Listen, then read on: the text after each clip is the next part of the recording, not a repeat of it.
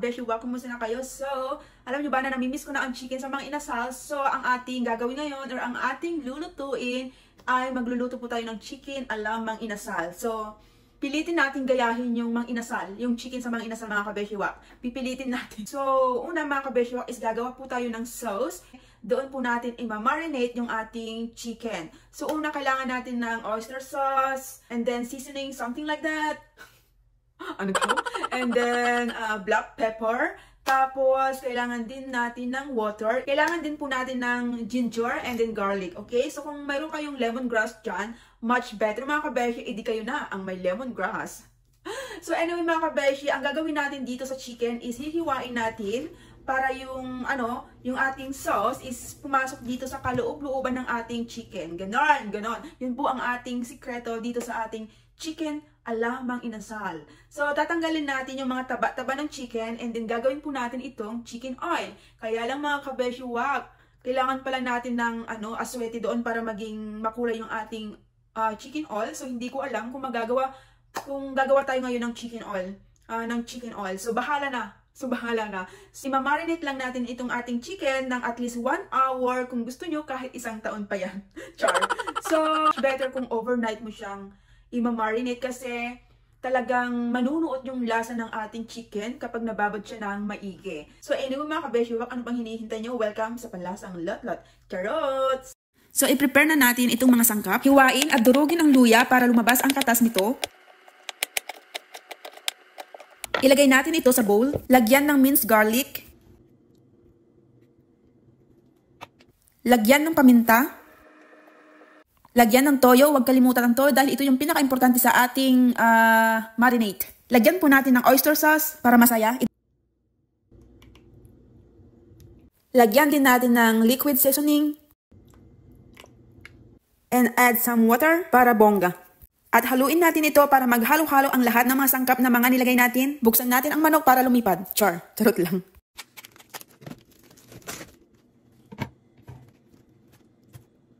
Tanggalin natin itong taba-taba niya kasi gagawin natin itong chicken oil.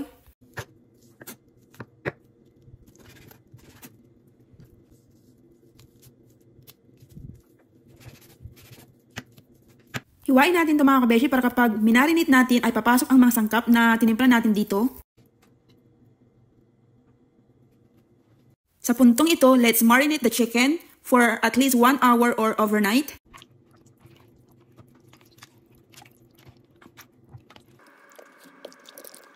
So ayan mga kabeshi, ito po yung ating chicken na nakababad dito sa ating mga sauce na pinaghalo-halo natin siya. Ayan siya. Ang bango niya. Amoy na amoy ko yung ginger na nilagay ko dito. Ayan. So, lutuin na natin to or ihawin na natin to. Let's go!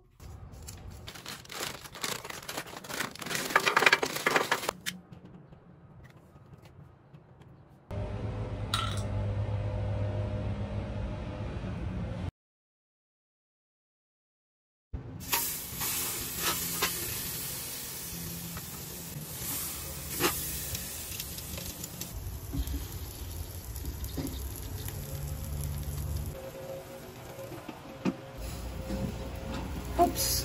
Wow! Ang bango niya mga kabeshi. Lagyan natin ng sauce para hindi siya ma-dry. Katulad mo. Jar. Ayan. Bango.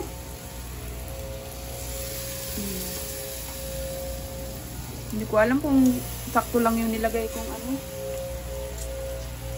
Ito rin natin para masaya.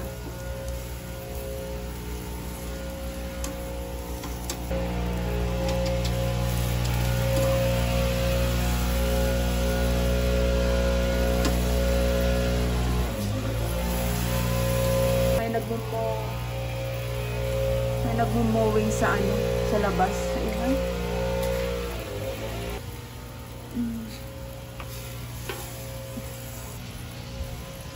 Kain muna tayo ng grits mga kabeshi habang inaantay natin yung ating chicken mang inasal. So ayan.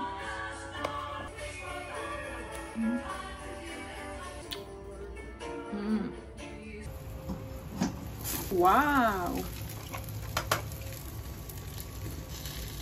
Oops, dumidikit siya mga kabeshi. Dikit yung skin niya. Oops. Ayan na oh. Naiwan yung skin niya. Sayang. Sarap pa naman yan. Naubos na yung skin niya mga kabeshi. Wala na siyang skin.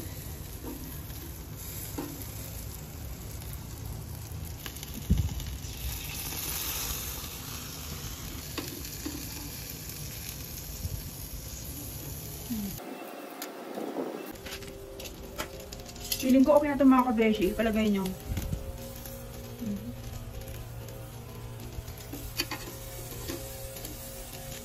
Ayan o. So, feeling ko okay na siguro to. Sayang yung mga balat o. So, ayan. Yung mais o.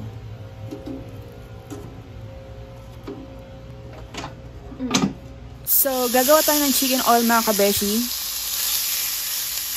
Igisa lang natin to hanggang lumabas yung sarili niyang mantika. Ito po yung tinanggal ko kanina doon sa taba-taba ng chicken natin. So, lagyan lang natin to ng paminta saka bay leaves.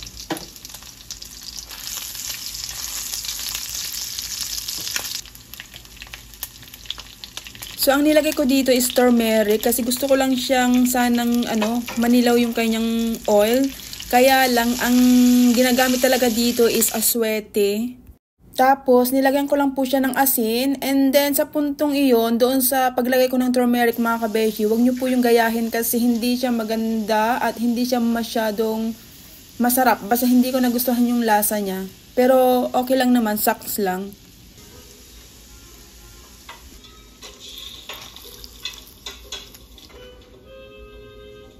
So, ito na po yung ating chicken mang inasal, mga kabeshi. Luto na po. Ayan, mukha siyang masarap.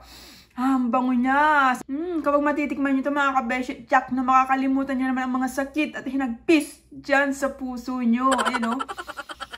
Bango. So, lagyan natin ng chicken oil.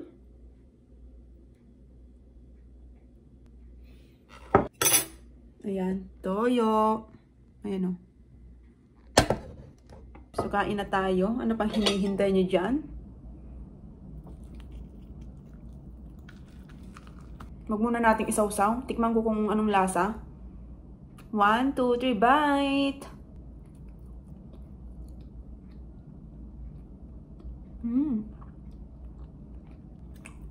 Sarap.